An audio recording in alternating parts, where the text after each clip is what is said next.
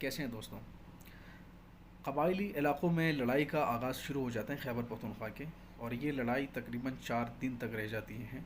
और 4 दिन तक उस पर रियासत का कंट्रोल ना आना, और 11 अफराद जान से जाना, और साथ साथ 67 अफराद ज़ख्मी होना, जिसमें एक्सपेक्टेड है कि आगे भी नंबर्स ऑफ डेथ में इजाफ़ा हो जाए।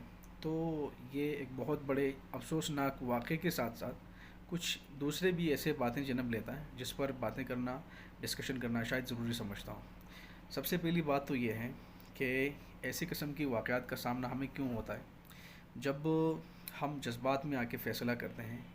जब इंसान जज्बात में होकर कोई भी फ़ैसला ले, चाहे खुशहाली की जज्बात में हो, चाहे गुस्से की हालत में हो, तो उसका जो भी डिसीजन होता है वो वहशाना होता है। उसमें अब वो नॉर्मल डिसीजन नहीं होता। तो किसी भी फ़ैसला लेने के बाद हमें चाहिए कि कुछ सांस लें, कुछ पानी पी लें, कुछ वक्त को गुजारने दें, और नॉर्मल सिचुएशन तक जाने तक हमें कोई भी डिसीजन नहीं लेना चाहिए।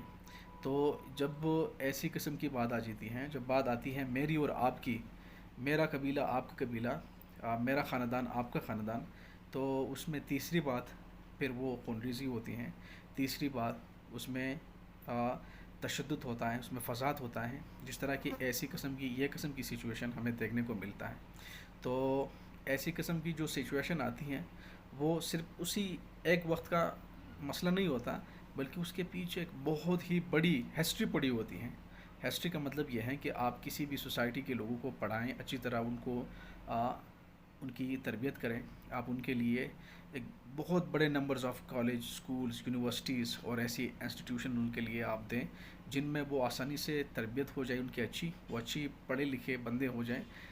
तो आप को क्या लगता है कि एक पढ़ा लिखा बंदा, एक बंदा जिसकी तरबियत अच्छी हो, वो फिर ऐसी फ़िरक़ावाराना चक्कर में नहीं पड़ सकता, ऐसी चक्कर में नहीं पड़ सकता जो अक्सर हमें देखने को मिलता है।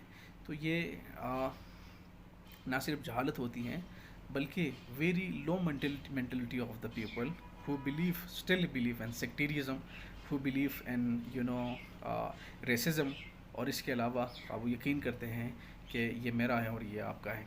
तो ये तो आ गई है हम लोगों की गलती, हमारे यू नो वजह से ये सब कुछ होना। तो अब आएंगे कि रियासत की रिस्पॉन्सिबिलिटी क्या बनती है, मज़ीद उस पर बात करेंगे। रियासत की रिस्पॉन्सिबिलिटी बनती है कि वो लोगों की लिटरेसी रेट को बढ़ाएं किसी भी सोसाइटी में। वो चाहे उन्होंने इस्लामाबाद में करना हो, वो चाहे उन्होंने पेशावर में करना हो, जिस सिटी में भी वो काम कर रहे हैं, साथ साथ उनको इक्वली देखना चाहिए वही इलाके को जिसको हम ट्राइबल कहते हैं, जिसको हम पहाड़ी इलाके जात कहते हैं।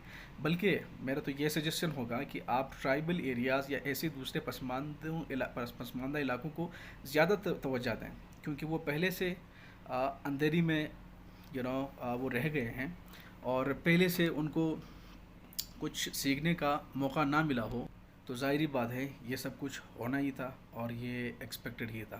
तो मेरी बहुत ही गुजारिश है अपनी रियासती पाकिस्तान से, अपनी हुकूमत से, अपने उन इदारों से जो इस वक्त कोई भी काम उनके लिए मुश्किल नहीं है, नामुमकिन नहीं है, वो कर सकते हैं कि आप लोग सारे इंसानों को जो पाकिस्तान में रह रहे हैं इक्वली ट्रीट करें, बजाय कि ख़ास इलाके के लोगों को एक तरह से उनको डील करना, दूसरे इलाके के लोगों को दूसरी तरह डील करना। मैं यकीन के साथ कह सकता हूँ अगर ये ट्राइबल इलाका ना होता, ये वो इलाका होता जो हमारा अक्सर फेवरेट रहता, तो वहाँ मेरे ख्याल में ये सब कुछ हमें नहीं देखने को मिलता, जो हमें अनफॉर्चुनेटली अक्सर ऐसी फाटास के अंदर, एक्स फाटास के अंदर इलाकों के अंदर, इसी तरह पसमानदा इलाकों के अंदर ये सब कुछ हमें देखने को मिलता है। तो हम एक खुशहाल पाकिस्तान तब बना सकते हैं जब हम यहाँ के जो बुनियादी मुश्किलात हैं उसको हल करने में मसरूफ़ हो जाए, और अपनी वसाइल, अपनी तवानाई, एनर्जी, वक्त उसी चीज़ों पे दें जो देना चाहिए, जो दूसरे कामयाब कौमें दिया करते हैं,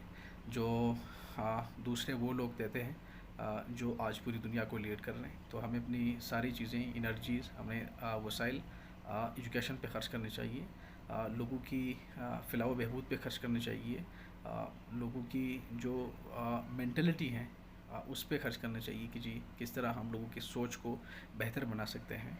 लेकिन बदकिस्मती से कहना पड़ता है कि हमारी ज़्यादातर वसाइल उन्हीं चीज़ों पे ख़र्च होती हैं जो कल परसों आगे जाके हमारे दर्द सर बन जाते हैं। तो बाकी में सोचना चाहिए کہ جی اب وقت بدل گئی ہے، ہمیں ایک بہت ہی زبردست اسٹارٹ لینے چاہیے، آغاز لینا چاہیے، تاکہ پاکستان میں رہنے والے ملٹی ایتھنک گروپس، جو جس ڈائیورسٹی میں ہم رہ رہے ہیں، جو کسی بھی سوسائٹی کی، کسی بھی ملک کی خوبصورتی ہے، اس ڈائیورسٹی کو ہم اس کا قدر کریں، احترام کریں، اور لوگوں کی جذبات اور احساسات کو سمجھنے کے ساتھ ساتھ آگے ہم ترقی کر سکیں، نہ کہ انہی چیزوں پہ لگے رہیں جو 75 سال سے ہمارا سر درد بن چکا ہے، اور جس کی وجہ سے ہم سانس تک نہیں لے سکتے ہیں، اور یہ رزلٹ ہے ہمارے سامنے 75 سالہ سفر کے بعد، جو کچھ ہمارے سامنے ہے وہ ہم سب لوگوں کو دکھائی دے رہے ہیں۔ Thank you so much.